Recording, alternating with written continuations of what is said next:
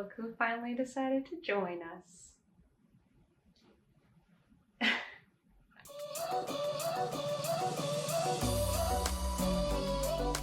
Hey everyone, it's Natalie, also known as Knitty Natty. Welcome to episode 184 of the Love and Stitches podcast. Today is Monday, June 5th, 2023, and it's a beautiful day here in New York City. We have like picturesque, like fluffy clouds in the sky right now, and it's nice weather. I'm so happy it hasn't gotten truly like hot consistently yet here. Thank goodness, because even when it's not that hot, it is humid in New York City, and I do not miss humidity. From living in Tennessee and growing up there, I do not miss that at all. But it has been quite pleasant outside in the 70s most days, and it is just lovely. Toaster is here with us today. He has decided to go over to his favorite pillow over there, and he's resting off camera. Maybe he'll decide to join us a little bit later, maybe when I put his blanket down, because the blanket is done. I cannot wait to show it to you. I've been having a pretty steady knitting week where I've just been working on the projects that I have already started, but I am so ready, this being the first full week of June, to really dive in fully to a brand new blanket project. So I can't wait to share the details with you. I think that is everything, so let's just get right into it. Toaster's blanket is finally done, and of course I'm going to unfold it and show it to you in all its glory and the last colors and all of that. But look, it folds up pretty nicely, like nice and small, and it ended up being a decent size blanket. But let me share with you the kind of start to finish details here first. So this pattern is the Crochet Advent Baby Blanket by Lucien Crochet. It is a paid for pattern and it includes lots of details. It's a really well written pattern. You can also download it in US or UK crochet terms, which I always appreciate with crochet because it can be kind of harder to convert those things while you're trying to read the pattern. So I really appreciated that. I did make some changes from the original pattern, and I have those changes in my Ravelry project page notes, but the basic overview is that I used 31 colors instead of 24 colors and a main color skein. I eliminated all of the rows for the main color, which were shorter, smaller rows in between each color. And I also cast on or chained fewer stitches than the original because I had a larger gauge. I used a larger hook. So I used a size E hook to do my first chain. And then I switched immediately to a D. I just find that when I start and do the chain with a larger hook and then go down to the hook size that I'm actually going to use, I don't get that kind of pulling in or rainbowing effect. And I also went through the, I think it's called it's like the very back of the chain, like the butt of the chain, not the back of the V, but the very back of the chain, so that my first row, okay, let me see it, will it focus? Barely. My first edge looks like a chain edge. It looks very nice. For people who crochet a lot, these may not be details that you need because you regularly do them. But for me, who's not as avid of a crocheter, I find that it's really helpful to understand how somebody else did everything. So that's the gist of it. I started this project on May 6th and I finished it June 3rd. So just under 1 month, and I feel really, really good about that. I planned in my big scheme of things, my scrap-free 2023 plan, to use this advent calendar in the month of May. And so I feel like I was pretty much able to do that. It wasn't exactly May 1st to May 31st like I thought it would be, but it was relatively close. I was losing a little bit of steam there at the end, but I think I just needed a couple days off from it. And then once I picked it back up again, kind of at the end of last week, I got it done pretty quickly. So I'm so happy with it. Okay, since I've washed and blocked it, I took my marker out. I don't remember exactly where I left off with the colors, but I do know that I was working in this last section here on the last podcast. So this whole last section, I've been waiting to get to all along with the pinks is the Fairy Pokemon. Oh yeah, by the way, the yarn is from Fangirl Fibers. It is her Pokemon advent calendar from July of 2022. So it was like a 31-day summer advent calendar. So let's go through these colors real quick. And I have pictures in the project page of every single yarn next to the Pokemon card, so all the colors are accounted for if you want to see them all. So this first one here that's really light with just little bits of pinks and blues is the Fairy type. I might have already done that one in the last podcast, I can't remember. Then the next one here, where it gets into a little more pink and blue, this one is, what is this Pokemon? Sylveon. Some of these I didn't know. All the other Pokemons have been pretty good about knowing what they are, but I didn't know this one. And then this one, the solid light pink right here, is Jigglypuff, just like perfect. Then this one, which honestly was one of my favorites, this one right here, it's kind of like a rose color with like, I don't know, like a buttery kind of background. It's so pretty. It just reminded me of like a vintage rose kind of a thing. This was Alchemy. I did not know this Pokemon, but I feel like it fits really, really well. And then the last color, also one that I really, really liked. This one was Clefairy. And that was the end. So technically in the advent calendar, there was one more mini skein after that, but I ended up putting it down here, this one. Oh, there we go. This one right here, just in case you have this advent calendar and you're like, wait, where's the last color? This was the 31st color, but I thought it fit much better there. Okay, so let me back up and show you what this thing looks like. So I did not use all of the yarn. I still have 5.5 grams of every single color except the first color. Used a little bit more with the chain. I think I have about 4.5 grams of that one, but still a ton of yarn from each of these left over. I have a project plan for that I'll share in just a second. But the size of this thing. So before I blocked it, I measured it. I've been trying to do that. And it was 35 inches wide by 47 inches tall. And that was about what I predicted, because once I started it, I was able to get a good measure on the width.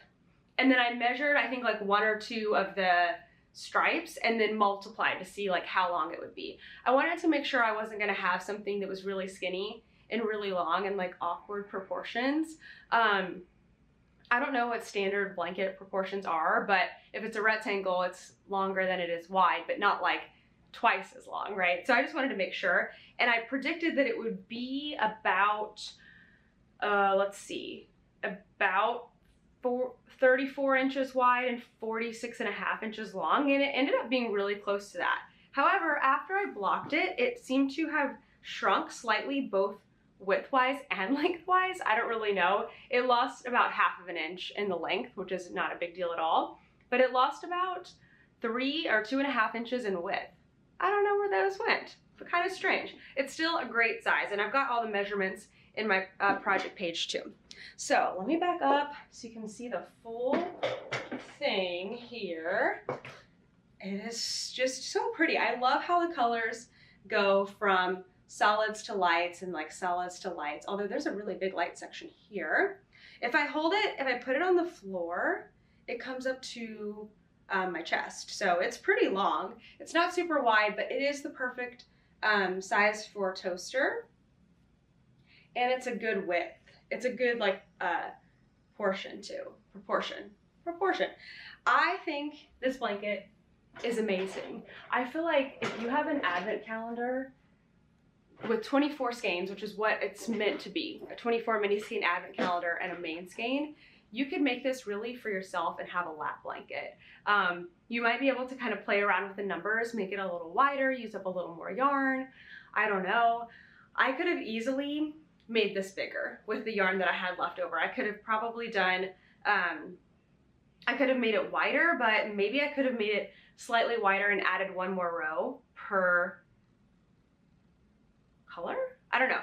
I could have played around with the proportions, but I really liked how it was coming out. I had to get Toaster's hair out of my mouth here. So I'm so pleased with this project. I think it came out so beautiful. gonna do this so I can see all the colors. Came out so beautiful and I'm so happy with it, and I enjoyed doing it so much. Like, I just loved having those simple rows of crochet. I just repeated the same row over and over and over. It was a great project.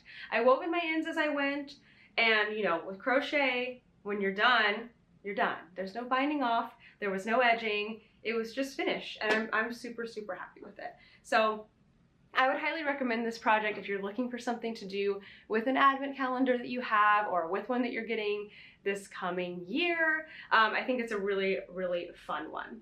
So, my leftover yarns. I've mentioned this before. Actually, I think I talked about it with my project plans, but I am planning to make Kent something with the leftovers. So this is what my leftovers are looking like. I had wound all of the yarns into cakes with my ball winder. So every week I would sit down and wind up about 10 of the yarns with my ball winder. And then when I finished the yarn, I would wind it into a ball like this, because it's just much easier to manage. I didn't really want to make 5-gram cakes of yarn or like pull my ball winder out again. So I have a bunch of these, and I've kept them how I grouped them before, which is in groups of 5 with their cards in plastic bags. This was like a leftover plastic bag from something, so I didn't have to, you know, use a new bag. Everything's in something a little bit different. Like this one's in a gallon-sized bag. Some are in really small bags like this, but I've still got all of them bagged up and in here. So what I'm planning to do is I've got a black skein of yarn that I'm going to start a muscle burrow hat for my husband Kent, and I'm going to do half the hat in black, and then once I've done that, I'm going to count how many rows that I have in that half of the hat, and I will then divide the number of rows by 31 colors, because Kent wants all the Pokemon colors in his hat, and then I will know how many rows of each color I can do on the second half of the hat to have a half solid and a half stripy muscle burrow hat for Kent. My guess is I'm probably gonna have 2, maybe 3 rows per color. It's not gonna use up a ton of yarn, but I think it will be a really, really fun hat, something that he will probably always wear with the solid color side out, but it will have a really fun lining.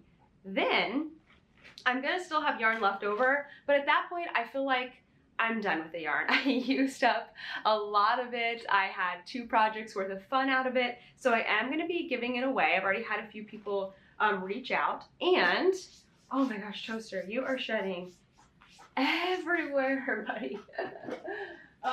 Another advent that I didn't realize this was open. Another advent that I am actually going to be using up next came in these really nice bags that are numbered, and I didn't throw them away because I didn't know if I was going to use the advent, and I thought, well, I'll, you know, if I'm giving it to somebody, I'll put it back into the bags, that way they can open them up and it will be fun.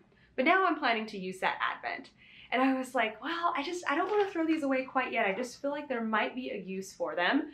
This is very unlike me, by the way. Usually I would have just let them go. So when I was thinking through getting, you know, giving away my Pokemon yarn, I thought, well, I want it to be easy for people to know what the colors are. And for them to know what the colors are, the card needs to be with the yarn, but like, I don't want to put them in a bunch of Ziploc bags.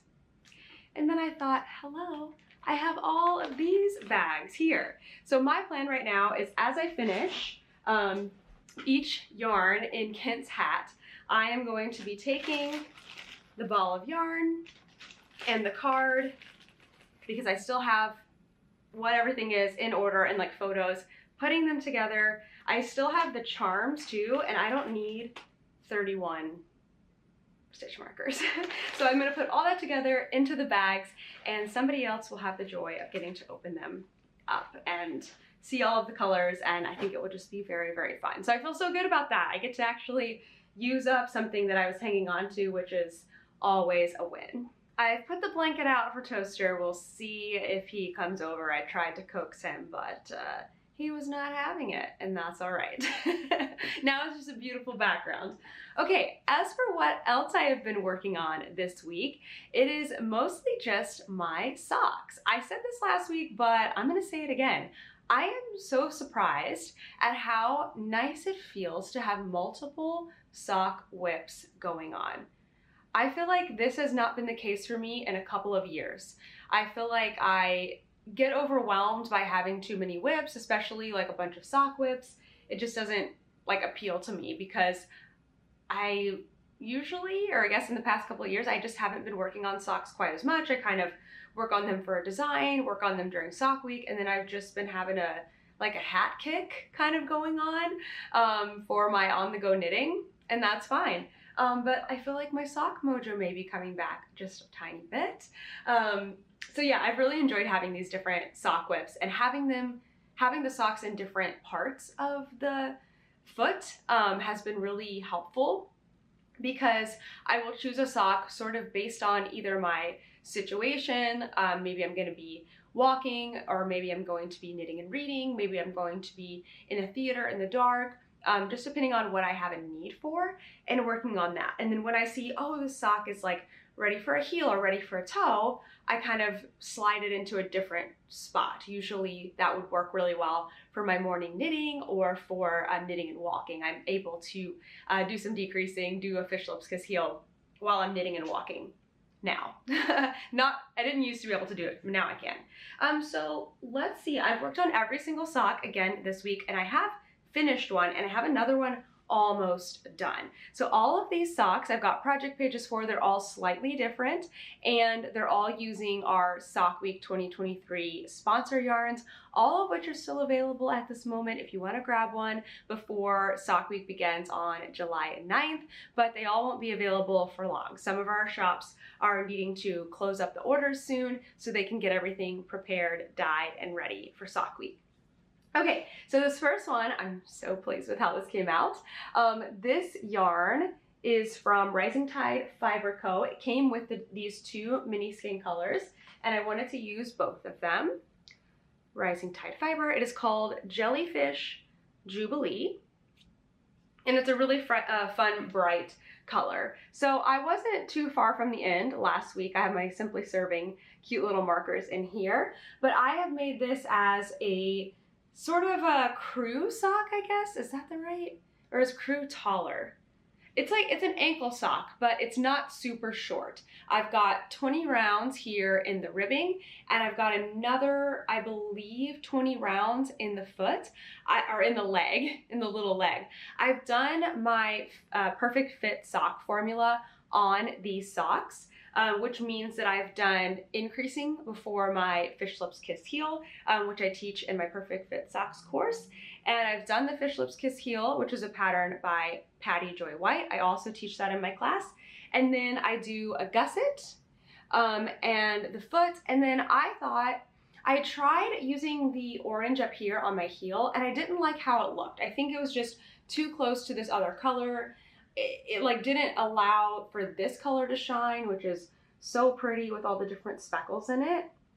And so I thought I'll save the orange for the toe, but I don't really want it to be just the toe. Maybe I'll try some striping. So I think 12 rows before I knew I was going to start my toe decreasing, I started striping in my orange. So I did 3 rounds of orange, 3 rounds of the main, 3 rounds of orange, 3 rounds of the main, and cut the main color, and then I started on my toe. And I really like how it looks. And I was trying to remember like where I got this idea from, because I know it wasn't my idea. And I got it from Summer Lee, who is an amazing sock designer. I knit some socks from her last sock week that I believe had a very similar striping detail. I can't remember if it was the same rows or stripes or whatever, but it just kind of stuck in my head, and I thought it was a fun addition there. So this sock is all finished. It's the first sock of the pair, so I need to start another one soon. Soon, I don't know when I'm ready for it, probably when I finish up another sock. So I've got another one. I'm almost better from my cold from last week, but I'm still recovering a little bit. I've got another sock that is so close to done. I was kind of thinking about, well, do I have time this morning to like finish the toe before I start recording just so it's done? But I didn't have time, and it wasn't worth like starting work later to finish it. So I'm so close though. I made a lot of progress this week. Actually, I've done pretty much the entire foot. So this yarn is from Obsession Yarns out of Australia. This is one that you do need to grab soon because it's not going to be available for long. It is called Enchanted. It is a really, really yummy, soft base. It feels so, so good. And it comes with a 1 mini skein that's I can never see if it's like actually showing up on camera, but it has like teal and navy in it. Oh, you can actually kind of see it against the cozy I have here. It's really pretty. It's a beautiful color. So for this sock, I went for a tall fitted sock. I made myself a tall fitted sock last year, and I realized how much I love having a really, really good fit. Again, I've done the perfect fit formula on this one, but it's just a much taller sock. I think it's got maybe oh, you know what? Do I have my ruler? I don't think I have my measuring tape in here right now. I would say maybe this is 7 inches from the cuff to where I started the Fish Lips Kiss heel. I still love the Fish Lips Kiss heel. So that's where I had finished up last week. And then I have my Grizzly Knits little whale tail in here, or shark tail in here. And I've done most of the foot. I've got my markers in there to count every 20 rounds. And then I just started this morning on the toe, and I like to do an ergonomic toe. So I have, on the outer like pinky toe side, I am doing a greater increase rate than I am on my big toe side. So it kind of goes like this. I just find that fits me a lot better. I don't have extra fabric. I also teach that in Perfect Fit Socks. I didn't really intend to talk that much about Perfect Fit Socks, but you can find the details in the description box. But yeah, so I have been making all of these socks, kind of tweaking and customizing a formula just for me. So I'm almost done with these, and I'm very, very happy. This is also the first sock of the pair.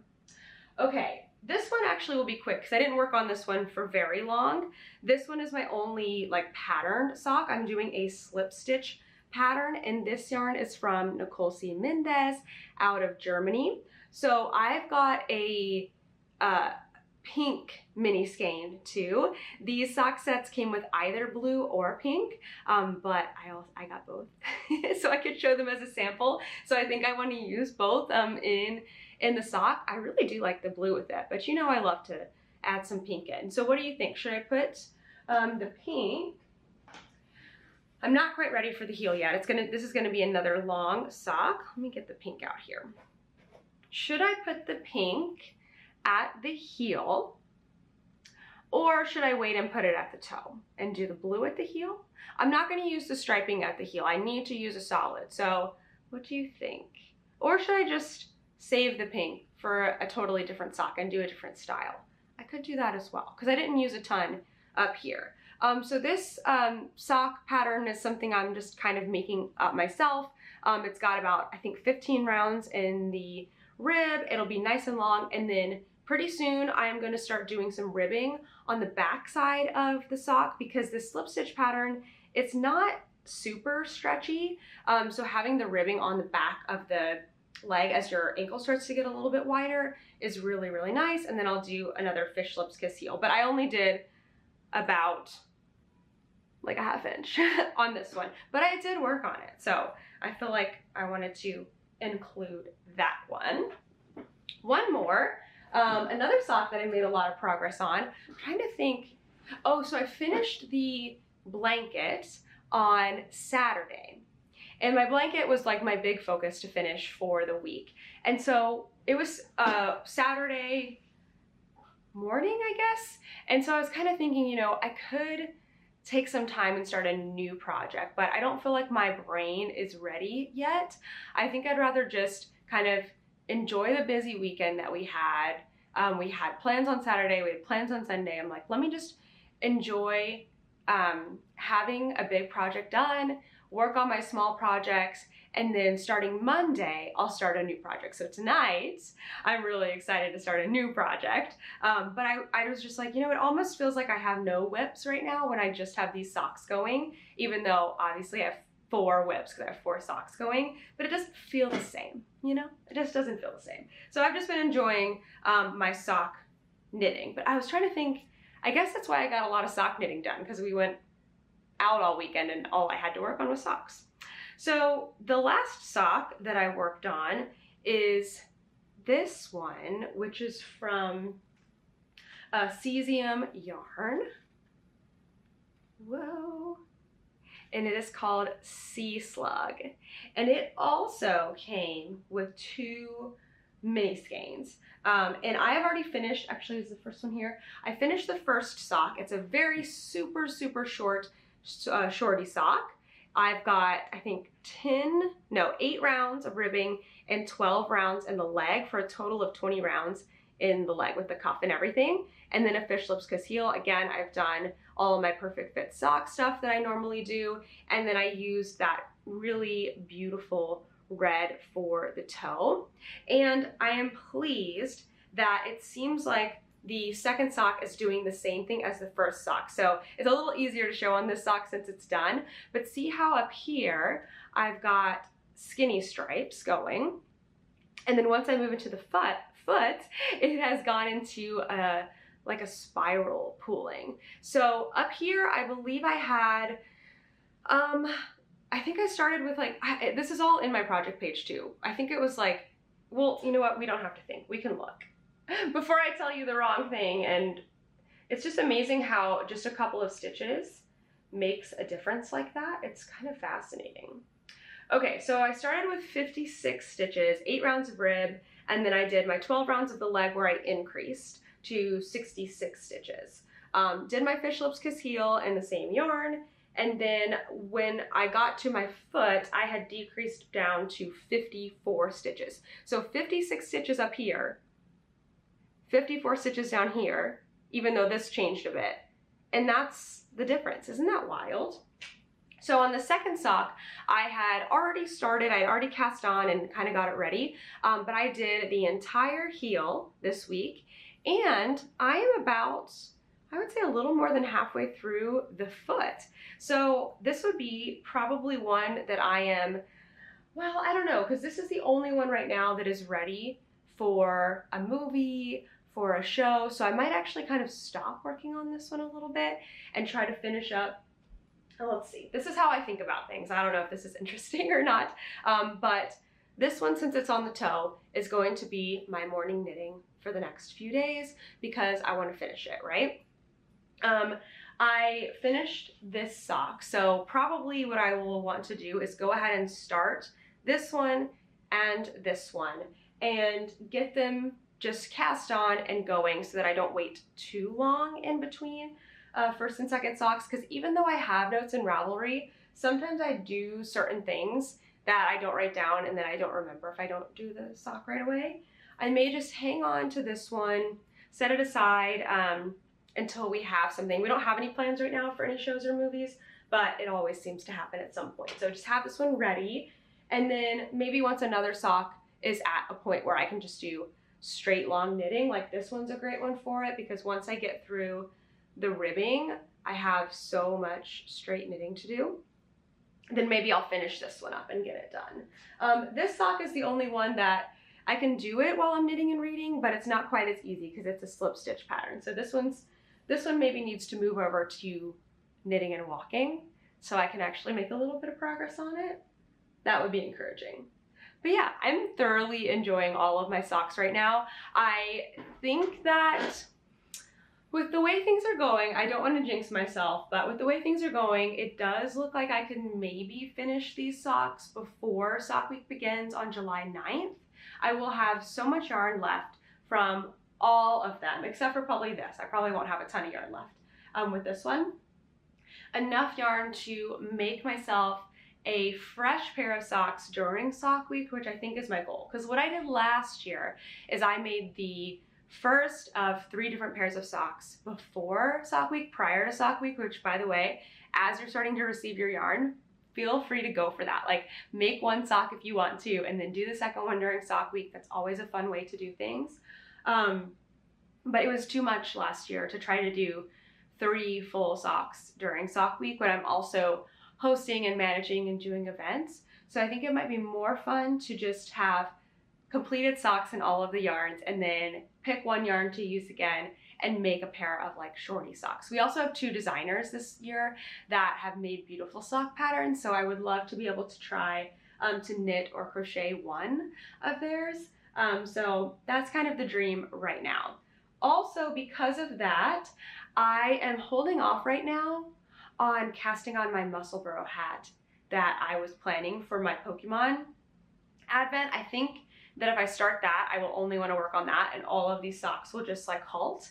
So I think I'm going to give myself maybe this month to just work on the socks as I do, like just, you know, no real like finish this one, finish the other, but no real like rules or regulations, just work on the socks. Seemingly not having a deadline or plan for the socks is actually making me more progress than fussing over it. So maybe I will move my hat to July instead of June. I don't know yet, but that's just what my brain is thinking right now.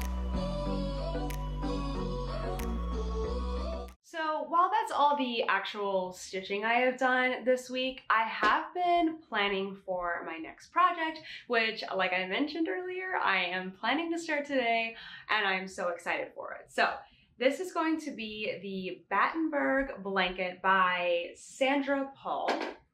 And I did some planning on it last week. I did a little square and showed it off in last week's podcast, but I still had some decisions to make as far as how big do I actually want my squares to be, how many squares of each color am I going to make, and I've got that all sorted out, I've got it all planned, and I cannot wait to get started. So the Battenberg Blanket is a beautiful blanket done with all these tiny 2-inch solid granny squares.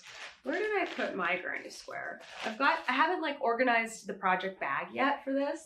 I'm actually kind of thinking about romanticizing this a little bit for myself, and actually wait, let me grab the project bag I'm planning to use. So all of my blankets that I finished this year, and I have finished 4 of them, I have been working out of this bag. I don't actually keep my yarn like feeding from this bag ever, but everything's been in this bag and like plastic bags, and it's worked really, really well. It's super functional, but I want to make this project different. This is going to be my last Scrap Free 2023 project. My plan for Scrap Free 2023 was to use up the 3 advent calendars that I had and use scraps and leftovers of my other projects. And I've been doing that, and I feel so good about it, and this is the last one.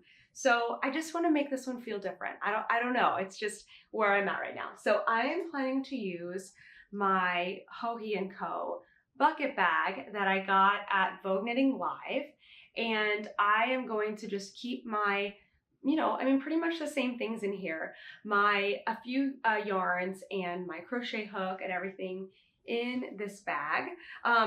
Why was I talking about the bag in the first place? Now I don't remember. Oh, I was looking for the square. I haven't prepared the project bag. That's what I was saying. I haven't prepared the project bag yet, but like I've thought about it clearly. So yeah, I want to use this bag. I'll probably put like 3 or so colors at a time. I'm just imagining like I'm making these little squares and they're like stacking up in my basket, and it just sounds like so happy and charming, and like this blanket is so charming. So it's this beautiful blanket, 2-inch squares, colorful squares, alternating with cream colored squares. And I think that I'm probably also going to do cream, but I don't know yet.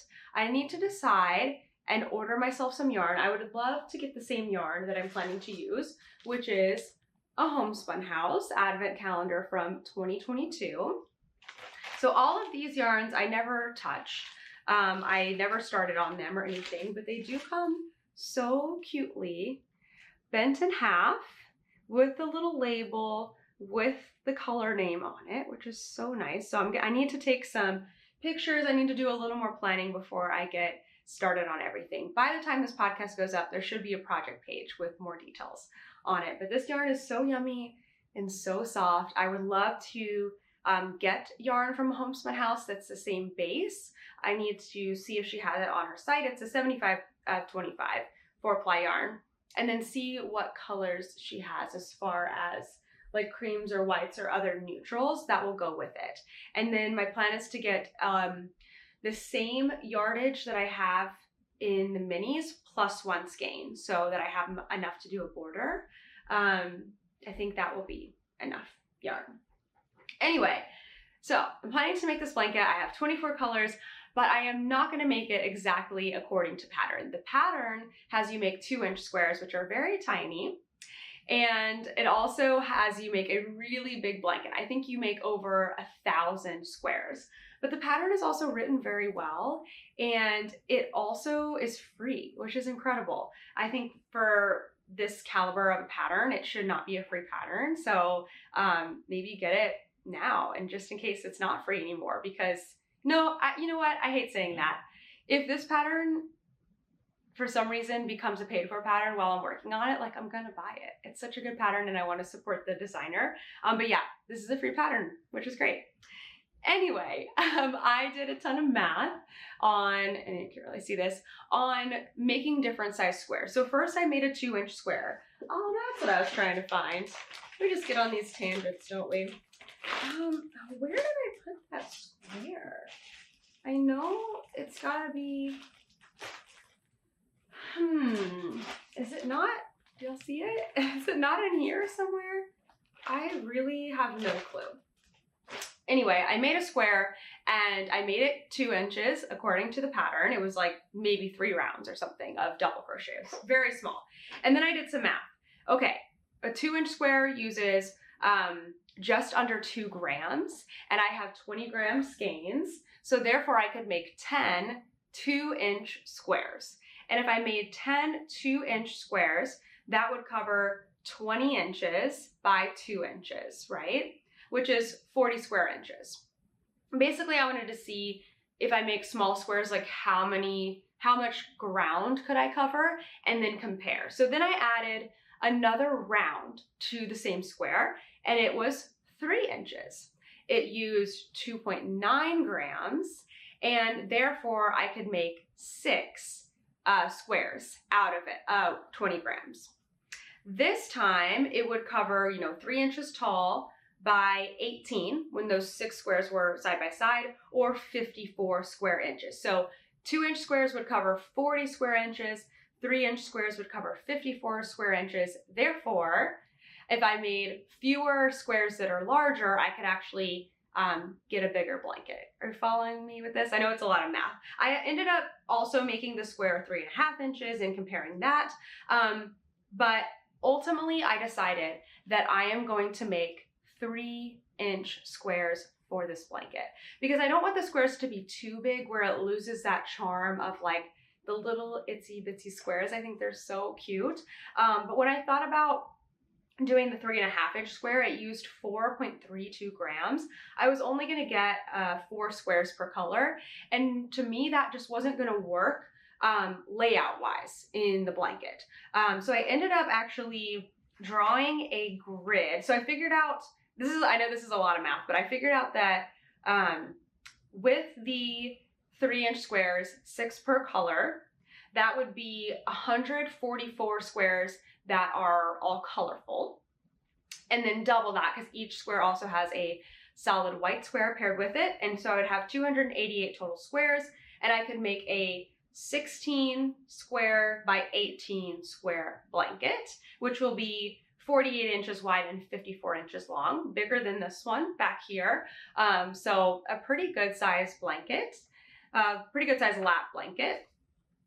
Without a border. I can also make it bigger with a border. So I drew a really bad grid that is 16 by 18, except I actually drew it sideways. So even though the squares are not really squares, I don't know if you can really see this, even though the squares are not really squares, the blanket will actually be this way, like it will be taller, 18 by 16, even though I've drawn it not proportionally. But what I was trying to figure out is how can I lay out 6 squares of a color that looks patterned, but also random enough that it's not just like blue, pink, green. I wanted like a little bit of variety to it. So what I figured out is if I have 3 I'm trying to think of how to explain this. There was no like science to this. There was math, but it wasn't like an exact formula. It was just trial and error. I figured if I pair 3 colors together, I can alternate them for 2 rows of the blanket, or actually 2 columns of the blanket, and they will kind of look random. So let me see if I can explain this better with this. So remember that this is not the bottom of the blanket. This is actually the side of the blanket. I am planning on taking colors like greens together, blues together, pinks together, and putting them in groups of 3, and then alternating them like so. I will use color 1, 2, 3. And all the blanks in between are white squares. And then I'll use them again. 1, 2, 3, 1, 2, 3, and then back this way. 1, 2, 3, 1, 2, 3, 1, 2, 3. That's 2 rows of the blanket, 3 colors getting used 6 times each. And then I'll switch over to my next grouping. 4, 5, 6, 4, 5, 6, 4, 5, 6, 4, 5, 6, 4, 5, 6, 4, 5, 6, and so on throughout the blanket. Again, remember, this is sideways. So I think that will be very cool, is my hope. I think that it will look random, but also put together, because these colors, and this is what I need to do next, actually, before I start, I need to dump all these colors out. I'm not going to do the order that the advent actually came in. I do have a picture of what it looked like in the order that it actually came in, but I'm not going to keep that order. Instead, I'm going to be like grouping the colors, as I said. There's a lot of pinks in here, which is going to be fun. There's a lot of greens and a lot of blues, and then there's some neutrals. So I think we might move across the blanket in a semi-rainbow. Maybe I'll start with pink this time, since I had to wait so long to get to pink on this blanket, and I'll work like pinks together, then blues, then greens, then, you know, neutrals or whatever. I don't know. I'm not going to be totally committed to any kind of a pattern until I start assembling, which is not going to happen. I think, or not going to happen for a while. It is going to happen. I think what I'm going to try to do is make as many squares as possible this month. Maybe try to make all of the squares this month. That would be all of the colorful squares. That would be 100, what did I just say? 144 squares, 6 squares from 24 colors. So in order to do that, and I have 4 weeks to do it, I would need to work through 6 colors per week, right? That's 36 squares per week. So we'll see. This is the first week. I'll let you know next week how it goes. But if I were to get it all done in the month of June, that would be ideal. And then in the month of July, I would have ideally ordered my yarn, and I will start putting the blanket together. So the way the pattern works is you make your colorful squares, and then you make the white or whatever solid color squares as joining squares. So you make them and then you join some colors together. So I think it's going to be really fun. It's going to be tedious, but kind of in a fun way. And I've just been having so much fun with blankets. I think I'm very much going to enjoy it. The other thing that I did this week to get prepared for this blanket is I had started a project previously. I had started making some pants, some flare pants. Actually, I have a picture of what it looked like. It did not look good. These yarns and colors are so beautiful, and the pattern is so beautiful, and I did not do them justice by combining them, which is why I stopped making it on like the 6th of December last year, when I just realized I didn't like how it was going. So I needed to unravel that yarn, because I need that yarn in order to make squares for the blanket. So I got the whole thing unraveled yesterday, and I got the yarn sorted back with their labels, so that as I put all the squares together, I will be able to see what color it is, because it's very fun for me to know that color. All right, that's enough chat about a project that hasn't even started yet. I am eager for when the podcast is over today. I am going to be taking a lunch break, and I think I'm going to be playing with my yarns and laying them out and getting my project bag ready to start this project tonight. I'd love to tell you a little bit about my personal story with Knitty Natty. So I started Knitty Natty in 2018, and my original goal for it was to maybe someday, a few years down the line, make enough money that I would be able to stay home if we had kids and replace my teaching income. Fast forward 3 years later, and I'm doing pretty good with my goal. I am making enough to supplement my teacher's salary, and it's enough for us to live on. Then in 2021, we made a really scary decision. I quit my teaching job to take Knitty Natty full-time, and we moved all the way from Texas to New York. It was scary, to say the least. Put a pin in that story for just a second, and I want to say thank you to today's podcast partner, Skillshare. You may know Skillshare from its many creative classes like photography, video editing, even knitting and crochet. But did you know that Skillshare has hundreds of career-focused classes too? Back to the story that I started just a minute ago. My personal goal is to give myself and my family the freedom to work from anywhere and to build our own schedule. It's been 2 years since we made that scary leap. It's 2023 now, and we are finally able to live out our big goal. Thanks to Skillshare, I'm able to keep expanding my skills so that I'm able to be a better boss for myself. One class that I have loved is called Learn to Overcome Your Critical Voice. If you suffer from imposter syndrome, you know exactly how this feels. Just listen to this. Are you afraid to share your work because it may not be good enough? Everybody else can do better, yeah? Doesn't that sound familiar? I often get asked how to get started with a new business, whether it's yarn dyeing or pattern writing, or maybe you want to start your own YouTube channel. No goal is too small. I know that it can be so intimidating to think about that big end goal that some days you just don't even want to start. If in 2018 I knew all of the different facets of my business today, knew that I would be moving to New York and working with my husband, I think I would have quit on the very first day. With Skillshare, you can start where you're at today, and the Skillshare teachers can take you step by step along the way. Maybe you want to finally open that Etsy shop that you've been planning for years. Or you started your business and you're ready to get into the nitty-gritty info of pricing. Or maybe you need some practical tips on how to start running a business while you manage another career. With Skillshare, you'll find hundreds of classes to suit your needs. Now, the first 1,000 people to use my link will get a 1-month free trial of Skillshare. Thanks again to Skillshare for sponsoring today's podcast, and back to the episode. Time to get into some questions. As always, you guys come up with the best questions, and several of these questions are related to projects I talked about last week, so I'm hoping to clear up any questions that you had about those. But the first one is about something very interesting, and I'm excited to answer it. So let's start with this one. This question is from Roberta. What is in your crafting library? What books do you have? This question could not have come at a better time because I actually have it on my list this week to go through not only the books, but all of the items on my knitting shelf and kind of do a purge. I've been working on my yarns. I've been working on my small notions. But as far as I have a 2x4 IKEA shelf. I am needing to start getting that cleared off. So I actually have that on my list to look at those books this week and decide which ones I want to keep. So in answering this question, I might actually check something off my declutter list for the week. So I brought over, oh, these are heavy. These are the books that I currently have. Some of them I purchased myself. Others of them were either gifted to me or I won, I think, one of these books in a giveaway.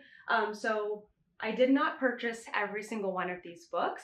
Let me see, I have 1, 2, 3, 4, 5, 6, 7, 8 books. And I know for sure that I have not referred to a single one of them. But that doesn't mean that I don't want to keep them. There are some books here that I feel like are useful, but having 8 books that I never use is a little bit silly. So I'm probably looking to keep maybe 1 or 2 books in the long run. So let's just go through what I've got here. And the first one is Alternate. I did purchase this one, I don't even know how long ago. It is by Andrea Rangel, and it is, or Andrea Rangel, I can't remember exactly how to say her name, but there are so many fun colorwork motifs in this book. That's literally all that it is, colorwork motifs. There are like, let's see, there's a few patterns actually in the back, I see. There are really fun like animals, little sheep, little bicycles. It's a really cute one. So if you like colorwork knitting and you wanted to like jazz up some basic patterns that you have, maybe a basic hat, a basic mitt. Again, there's actually some patterns in the back for like hats and mitts. This one is an awesome one. I don't know for sure if I'm gonna keep this because I just really haven't used it like I thought I was going to, but it's a really great book and I wanna make sure it maybe goes to another knitter that can really love it. This book was given to me at an event. I've actually never looked through it. It's kind of a pretty like coffee table book from We Are Knitters. I'm not super sure what's in here. It looks like some basic patterns like based on different places around the world, and maybe just some like basic techniques. I would say this is a book that I really don't need. I mean, given that I haven't looked at it once, this book is not going to be staying for me. So I'm just going to sort it right now onto a giveaway pile. Okay, these next two books I did by myself and I've had them for many, many years. They are the Vogue Knitting Stittionaries, but I don't even think they make them like this anymore because I actually have further down here, oh, I just realized you can't see that.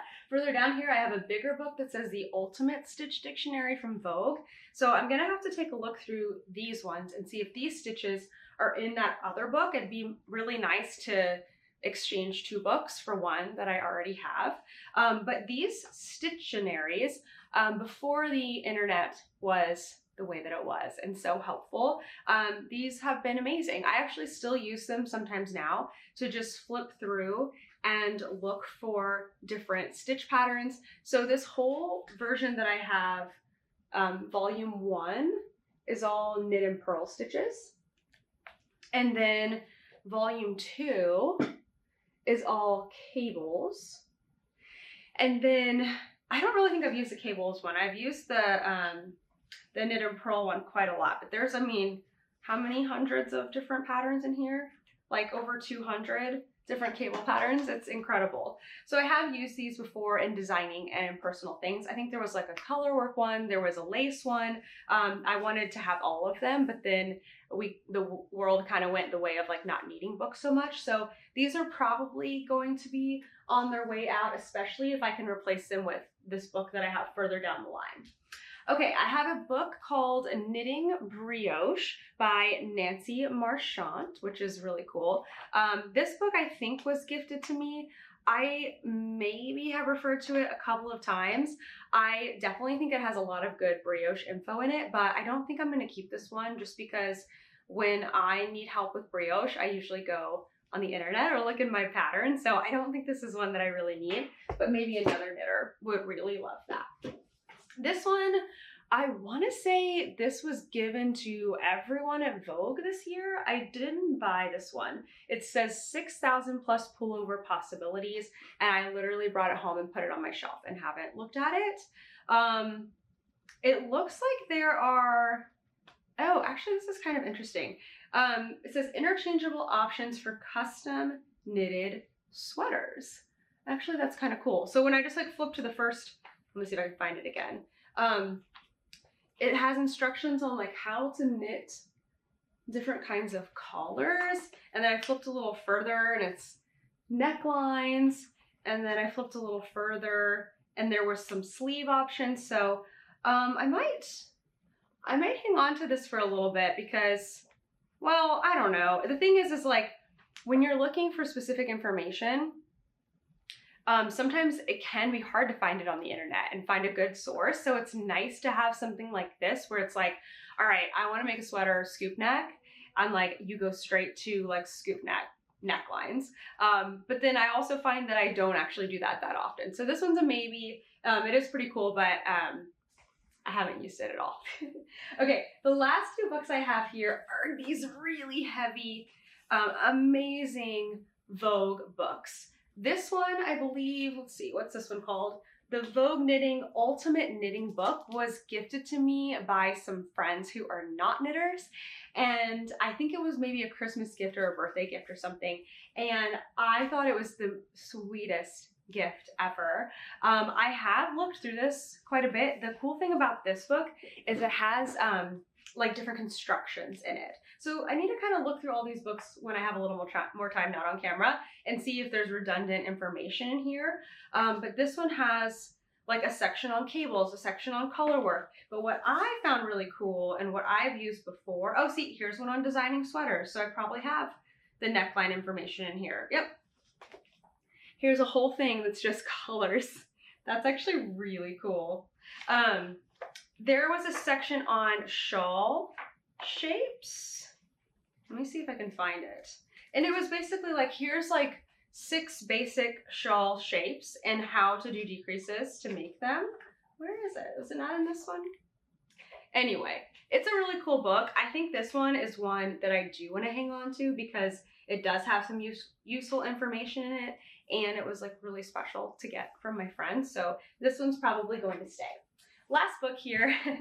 This one is the Vogue Knitting Ultimate Stitch Dictionary. And this one I actually won at Vogue Knitting Live. There was a big, beautiful centerpiece on every table when we had at one of the events.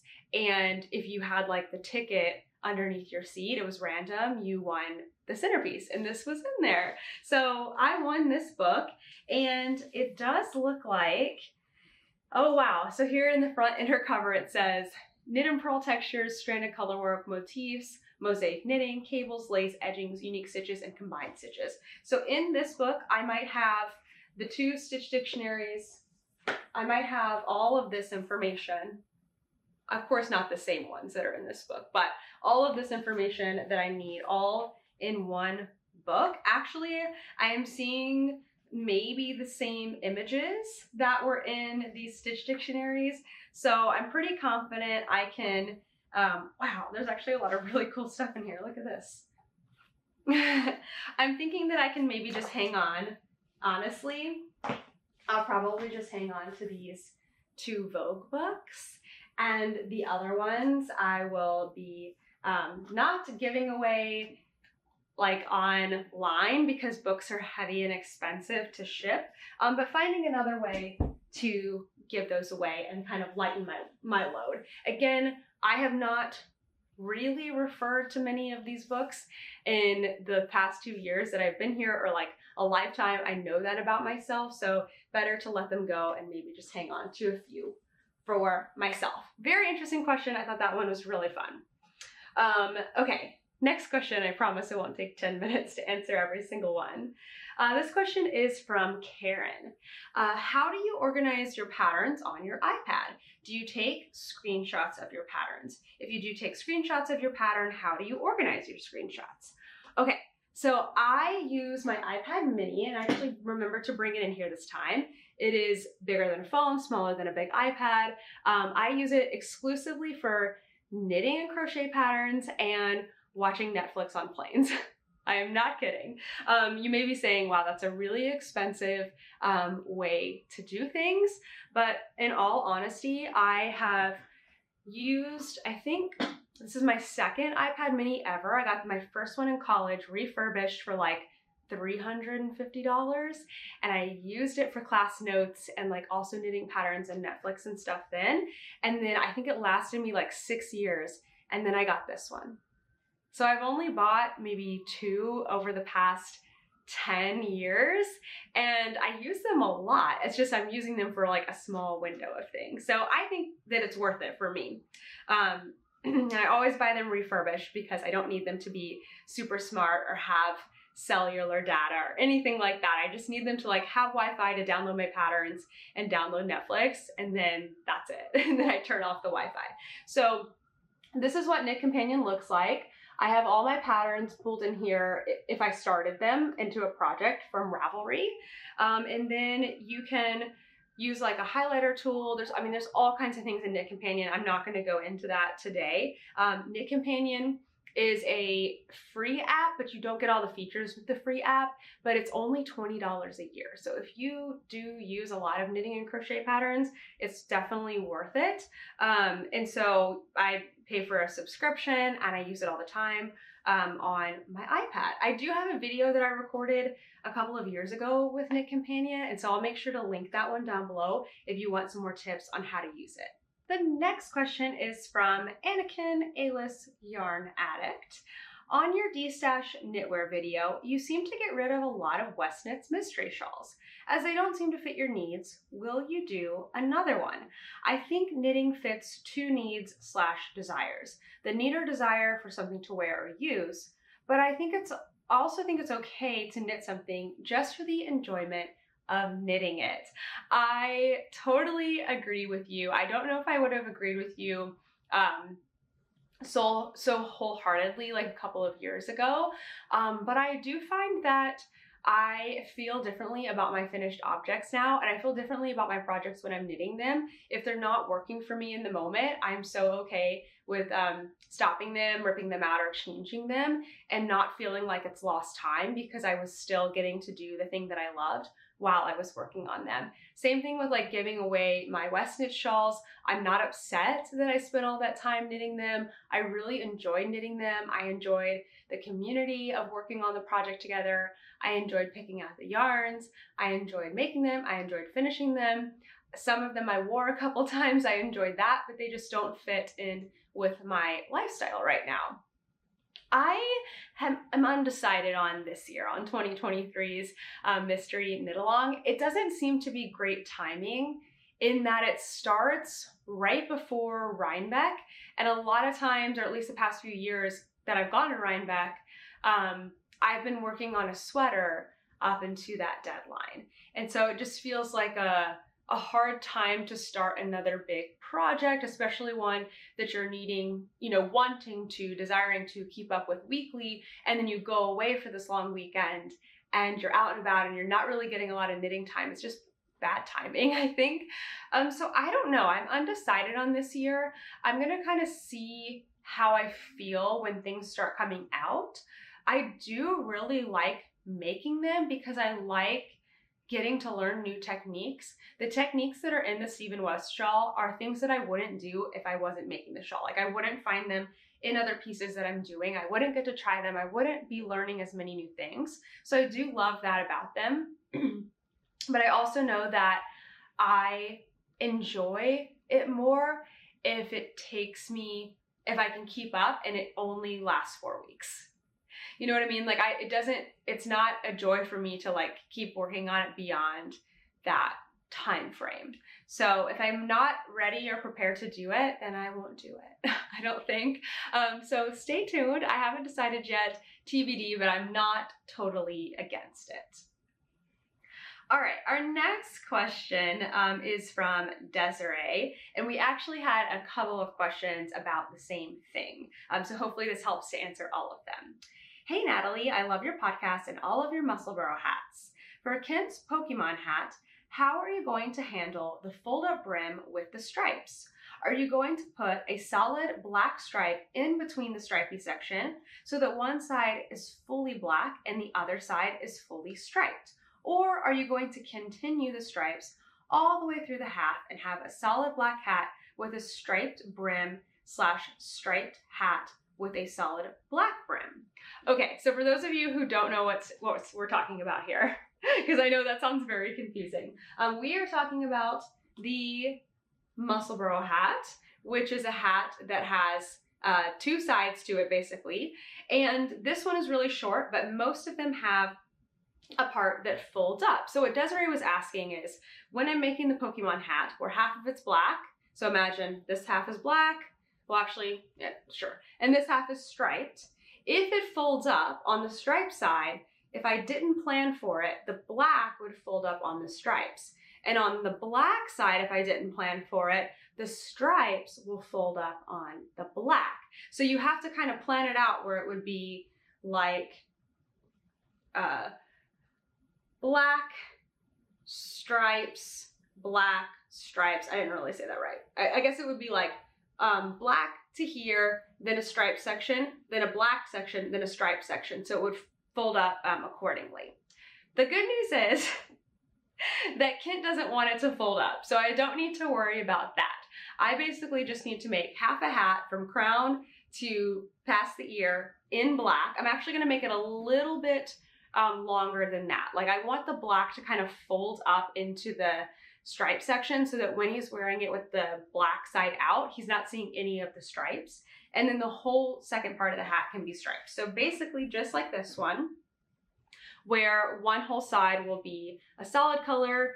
And then I don't know if I'm gonna do, I don't know if you can see here, there's a pearl ridge. I don't know if I'm gonna do that or not. It does help the hat divide in half, but it also is a little smoother if it doesn't have that, especially if the rows aren't quite the same. So I'm probably not gonna do that. What I'm probably gonna do is black plus like maybe 3-4 rows of black and then start the stripes so that where the middle is like there's just a little bit of black on this side before the stripes, if that makes sense. So when he folds it, there's no chance that like that first stripe color will be peeking out on the black side. And if you were to wear it stripe side out, there would be a little bit of black first. And I think that would be okay. So that is my plan for it. It's gonna be fast, I think, and pretty easy. When it's this short, it's only 12 inches on this hat from one crown to the other. I probably will make it a little bit longer than that because with this one, we were close to running out of yarn. I need to try it on his head and see, you know, maybe he wants it like a ½ inch longer on each side, which would equate to 1 more inch in between the crowns. So I've been holding on to that so I can kind of get a feel from him, but I'm not going to start that hat for another little bit. All right, let's see what the next question is. This one is from Madeline, and it's about the ripple camisole. And we also had a couple questions about the ripple camisole, particularly the straps. About the ripple camisole, it looks amazing. I'm also interested in tweaking the straps. How wide do you think we can make the straps without totally distorting the pattern? Also, what do you think about adding bra hardware to the straps, the little plastic slider thing perhaps, to make the straps adjustable to help with the fit as the top stretches over time? And the other question about this was about the straps stretching and like putting elastic in the straps. So here's my ripple camisole that I was wearing last week. I talked about how I didn't attach the straps together because you make a front and you decrease and then you make a strap to basically the top of your shoulder, and then you do the same thing in the back. So you have 2 pieces that you then seam together. I didn't seam them together until after I blocked the sweater in water so it got to stretch, and then I put it on and I like was able to overlap the straps. So I go, okay, well if I'm overlapping, I need to take out X number of rows. So I took out some rows and then I attached them together. I've only worn this thing once so far, so I haven't seen, you know, what's gonna happen over time, like as far as the straps stretching out, but a couple people did send me a video on Instagram from a designer, I think, where she took elastic thread and like wove it into the strap and kind of pulled on it to tighten things up when it wore out a little bit over time. So I'm guessing that these will continue to stretch a little bit, but I did plan for that a bit and made them a bit tighter than I really needed and also blocked them first. So I'm kind of hoping that I don't have to do anything to these straps because I don't really want to buy elastic thread. I don't really want to have little elastic strings coming out. So we'll just see what happens. If I really need to, I could honestly pick up and separate the straps again and take some rows out. Of course, that would take more time, but I think I would like that better. Now, as far as your question goes, Madeline, about how wide could we make them, I don't know. I was kind of thinking, because you want it to still like look nice and centered, I was kind of thinking about stopping here, like where you've got 3, 3, 3. So you would have 9 stitches. That wouldn't make it too much wider.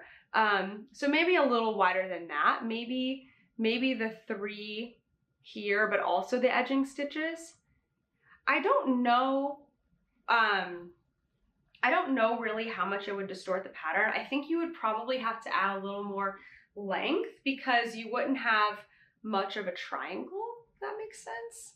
Like it wouldn't, like you need a little bit of triangle to kind of like cover the top part right there. So I don't know, I was planning to experiment with it, but whenever I like adjust a pattern, always change things in like small increments. So maybe like a few more stitches, or like maybe double the amount of stitches that are in these straps, but I wouldn't go any further than that, or else it's really going to change things.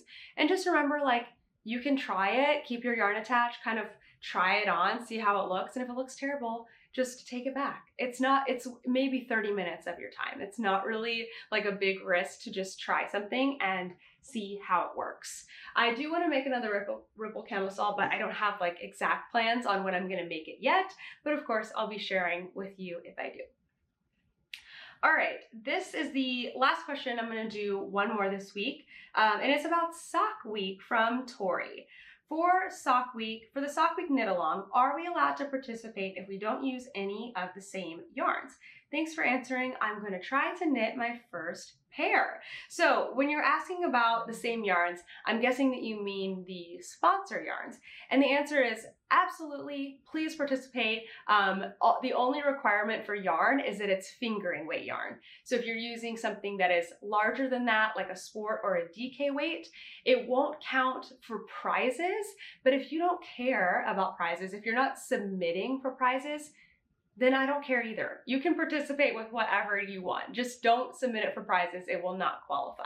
But yeah, you definitely don't have to use sponsor yarn. You can use yarn in your stash. Some people will do a combo. They'll maybe make something from a sponsor yarn and then use something that they already have. If you still want to submit for prizes and you want to get some bonus points, because using sponsored yarn does get you some extra entries into things, you can use yarn from our sponsors that is not Sock Week related. That will still get you bonus points. Or you can use yarn that is ocean or tropical or shark themed. And that is up to your discretion. You just have to be able to justify it. So yes, please use other yarn. That's totally fine. All right, let me make sure I got all of those questions answered. Yes, I think that was everything. If you do have a question for me, leave it down in the comments below, but make sure at the beginning you put #question. That's how we know to look for it and to find it, and I will do my best to answer it next week.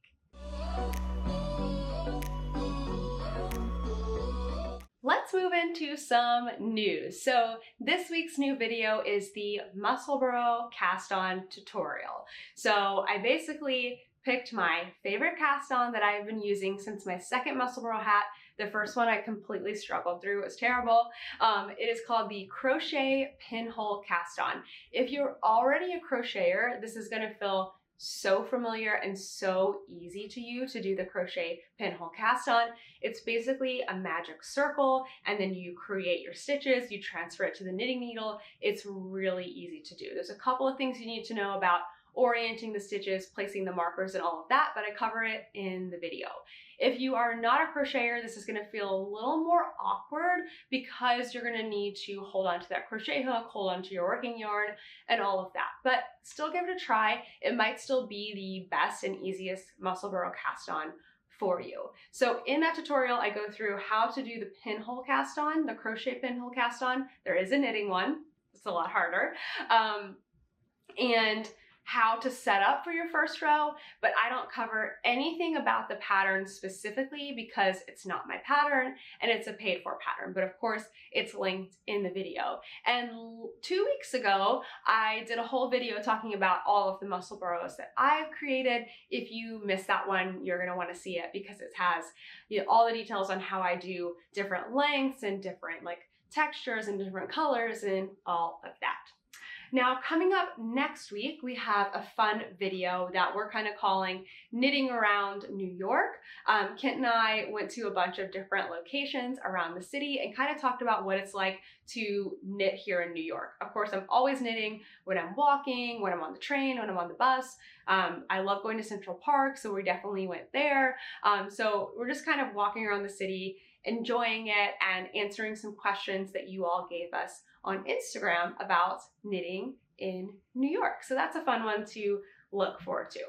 Now, our Cozy Along Make-Along has ended. It ended on May 31st. We had a total of 995 submissions for finished cozies. So that's just the finished ones. That's not even the total number of cozies that were made. We also had a bunch of posts on Instagram. I drew the prizes and announced the winners last Friday on an Instagram Live. But just in case you missed it, I'm going to share here real quickly one last time all of our winners. Okay, so our first winner won this yarn, cotton yarn from, wool cotton yarn from Frogget Yarns, and that winner was at Knitty Natty on Instagram. Our second winner won this beautiful yarn from Craft Nut Yarns called Rydell High, and that was MJG Knitter on Instagram. We had another lovely skein from Craft Nut Yarns, also the Rydell High colorway, and this was Ambi Marie Knits on Instagram. We had a beautiful skein from Crafted by the Fates called, I can never remember this, The Things I Do for Love. And the winner of this one was at Knits and Makes on Instagram. Last one, also from Frogget Yarns, this really fun 50-50 Solstice and Winter's Night. And that winner was at Mosaics by Virginie on Instagram. So congratulations to our prize winners, and also to all of you for making cozies in the month of May. I had so much fun with the Cozy Along. I was able to make 2 50-gram cozies and a 20-gram cozy set for socks, which I'm not even using on my socks right now, but that's okay. I'm using other cozies on it. But I had a lot of fun making cozies. A lot of you shared with me that you enjoyed it too. So I think this is one we'll be bringing back in the next year. All right, coming up is Sock Week 2023. That is the next make along I'm hosting. It's the biggest one we do every single year, and it is going to start officially on July 9th. So that's when the knitting and crocheting can begin for official Sock Week. You can work on your sock week yarns like right now, like when you get them. A lot of people like to make one sock prior to Sock Week and use Sock Week for their second sock. The goal of Sock Week is to make one adult sock. It can be knit or crochet. It just needs to be fingering weight and adult size. It can be really short, it can be really long. Whatever is going to be a good, manageable challenge for yourself is what I want you to set as your personal goal. Then you can cast on starting Sunday, July 9th. You have 8 full days all the way through the end of the day on Sunday, July 16th to make your sock. Or if one sock is like easy breezy for you, make a second sock, make a third, whatever you want to do. Each sock, if you want to enter for our prizes, counts as an entry, and then there's going to be a bunch of bonuses. I'll have a form that you'll be able to fill out for each of those. So our sponsor yarns, bags, stitch markers, and other products all went on sale last 2 weeks ago. Then this past week, our t-shirts, mugs, cups, stickers, all went on sale in my shop. And then our fabrics and other home decor went on sale in Devin, who is Pencils and Parsley, her Spoonflower shop. So all of the products are now released and available. The thing we have coming up next, I'm planning for most likely June 15th, is the events package. So I can't share with you any more details quite yet. I'm still in the planning stages, but we have a lot of great people that are going to be participating. Some of our sponsors, some sock designers that you may know, and we're going to be putting on a series of events over that week. If you purchase the events package, you'll have access to the Zoom that you'll be able to attend live for the events. but it's a lot of events in the span of 1 week. So we know that you're probably not going to be able to make every single one. So all of the events will also be recorded, and anyone who has the package will have access to watch them for an entire year. So you won't have to miss out on any of those events. The event package will also have Discord, which is a place where everyone can chat and talk, and you'll get access to Discord as soon as you sign up. So the Discord will start in mid-June. You'll have it all throughout the end of sock week. So basically for about a month and a half, you'll have that. So you can plan, chat with people about your socks, plan for sock week, and then get encouragement during sock week, and then get a little encouragement after sock week, and then it will close. So I'll have details about that coming very, very soon, because that package sign up date will be opening in the middle of June.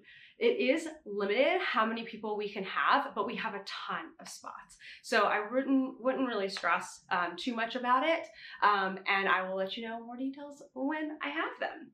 The last thing is that coming up this Saturday, June 10th, is Worldwide Knit in Public Day. Check your local yarn store, or I don't know, maybe there's some other places around you that might be hosting for Worldwide Knit in Public Day. Uh-oh. We have an ambulance or a fire truck coming. Okay, they faded into the background. What was I talking about? Oh yes, Worldwide Knit in Public Day. So there is an event here in New York City in Bryant Park. I am planning to be there. So if you are in New York City, come to Bryant Park that day. I'm not hosting it. I am just a participant. I am going to be there for like an hour, and then I'm going to be doing something with our members on Zoom for the second hour that I'm there. I'm hoping it's not too hot.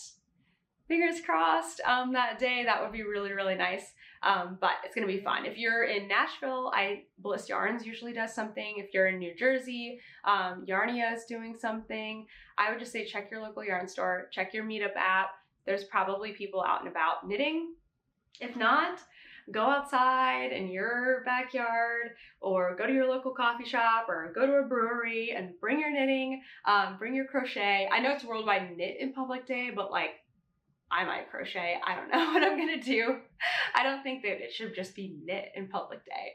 But yeah, it should be really, really fun. So be on the lookout for that around you. We had a really busy weekend. We started out on Friday. I don't even remember if we did anything. It's so funny, like now I can't even remember, but Saturday. Saturday, we realized that we got into the Broadway lottery for one of the newer shows called Shucked. And so we went to the matinee on Saturday to see Shucked. It's a really silly musical. It's an original, very corny. It's about corn, but it's also just very corny, very silly, light story, funny stuff. It was cute.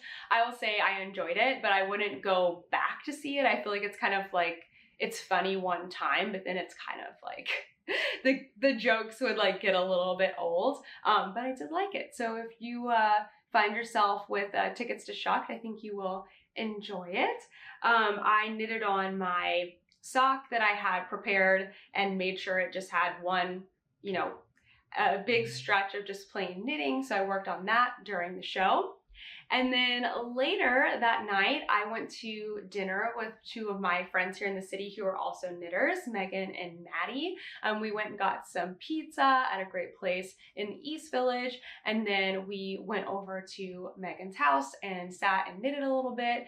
Mostly though, we just played with her cat because her cat's really, really cute. And so that was really fun. I don't get to play with cats very often because I feel like cats just don't want to play, and this cat did, but also Kent's very allergic to cats, so he wasn't there. It was all good. I washed my hands really well, and yeah, we're all good. So that was a fun Saturday. And then on Sunday, which was just yesterday, we went to a wedding. If you have heard me talk before about Brianna, my friend who is the dyer behind Little Wolf Knits, she's also a designer. She's amazing, but she got married this weekend, and her and I have formed a relationship, but also Kent and her now husband, Michael, have also formed a relationship. So we felt really excited to be able to go to their wedding. It was beautiful. The weather was stunning. I mean, it was like perfect weather. So amazing. I ended up wearing a bridesmaid's dress from the wedding that I was just in, my brother's wedding, and also my crocheted shawl, my springtime in suburbia wrap. So that was really, really lovely, and it was a great event. I knitted a little bit before the ceremony started. So like when we, sat down in our seats while we were just waiting for everything to get started, I did a few stitches on a sock. I knitted a little bit on the drive there, and home we ended up getting a rental car to go. It was about an hour away. So it was a really great and lovely day. But with such a busy weekend out and about, I am looking forward to having some relaxing time this evening. And also I'm taking a day off in the middle of this week and just chilling, and I'm so excited for it. It's gonna be really, really great.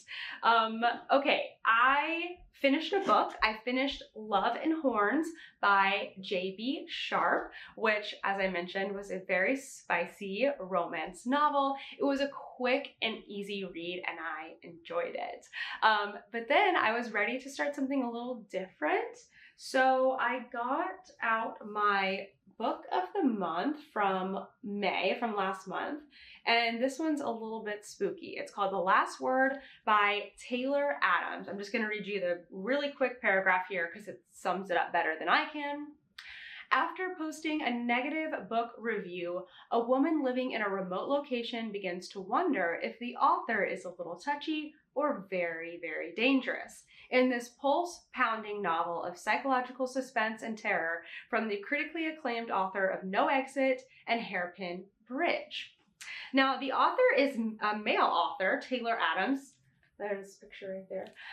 And I don't know, that surprised me because I started reading the book and I didn't see that until today. I've been reading it without the cover on it, which the book is still like so pretty without its jacket. I love it. So I didn't realize that until today. I assumed, this is I guess my bias, that because the name was Taylor and because the main character is female, I thought it was a female author. So I thought that was interesting. I haven't read, to be honest, I don't read a lot of male authors. So this is kind of good for me. I'm like branching out a little bit. I usually only read like female authors. So far, scary a little bit, definitely suspenseful. It's dark. The character has some personal things going on. So yeah, maybe don't read it if you're not in the space for that. But I find that I actually I'm starting to learn that I enjoy these kinds of books after reading, what was the one I read? It was also a book of the month book. It was so suspenseful, but I had to read it in like 4 days because it was stressing me out to not know what was happening. And after I figured out what was happening, I was like, phew. So I feel like that's how this one is. I kind of want to like get through it because I want to know the story, but I don't want to be scared when I go to bed and stressed out. But yeah, so far so good. I'm not super far into it, maybe like 30 or 40 pages. So I will hopefully have more to share with you next week. And then we haven't been watching a ton of TV. It's been kind of a busy week, but we did finish Ted Lasso. We watched the last season. We've been watching that weekly. So now we need to find another show to watch because I don't know, we just haven't really gotten into any shows lately. Somebody that we were talking to at the wedding was saying that Succession is really good, so maybe we'll start watching that. I don't know. If you have any show suggestions, we watch a lot of different things. I'm usually more into something a little more lighthearted than Kent is, but we need a show that is gonna like capture us and be like our go-to nighttime show. We haven't found something like that in a while. We've really been watching a lot of YouTube, so that kind of fills in the gaps for us. This week I wanted to share a tip with you that I have shared before and actually have several tutorials on, but I feel like it is always worth mentioning because it is a lifesaver, and this is knitting over your ends. Now, knitting over your ends isn't always the best decision. Sometimes you really do need to like leave a long 8-inch tail, weave it in different ways as I learned in my granny squares. But sometimes you can just knit over your ends, and it makes projects that have a lot of color changes a lot more bearable than if you were to not be able to knit over your ends. So I've been using this technique a lot this week with my socks. So when I knit socks, I usually have a contrast color. So in this sock, I have a contrast color at the cuff and at the toe. So what I like to do is I will knit over my end when I change colors, particularly at actually at all points. If I had a contrast heel, I would do that too. So when I knit over my end here in the cuff, I will knit over the new color that I'm adding in, so this color. So if I flip this inside out, you'll see, if it would focus, see right here, this end, the one that's purple, has been knit over. So when I'm done with the sock, I'm just gonna trim it like maybe that short, because it will kind of like pull and get stretched out, and it will be totally, totally fine. Now, when I join in the toe color, because I'm able to, whenever you're just like doing a plain knit row, you can do this technique. I will actually knit over the new color that I'm gonna add, so this toe color, first, then I will knit over the main color after I cut it. So I'm getting two ends over and done with at once. So if you can look here, I knit over, see right here, this little end, I'll trim it up later. I knit over it as I was finishing off my main color, and then turn it around, and I cut my main color, I have it tucked in here, cut my main color, and I knit over it, see, there it is right there, as I started my toe. So these two ends now, I don't have to weave in, one end up here, it just saves me a lot of time. So I'm going to link my tutorial for how to knit over your ends. Actually, I'm going to link my newest one. It's 4 different ways you can knit over your ends. It is a game changer once you get comfortable with it, and you can use it in so many different ways. So use that, go out there, tell people about it, because I really do think it just makes so many more patterns, like scrappy socks. Now it's like, oh, well, I don't have to like weave in all those ends. So much easier to do. It just makes them so much more enjoyable. All right, everyone. Thank you so much for watching today. I hope you enjoyed today's podcast, and I hope Toaster is enjoying his blanket. He seems to have enjoyed it for the better half of this podcast. He's now like so asleep. You ready to wake up, buddy? You want to go outside? Oh, wow, he's really asleep. Anyway, thank you so much for watching, and I will see you in the next one.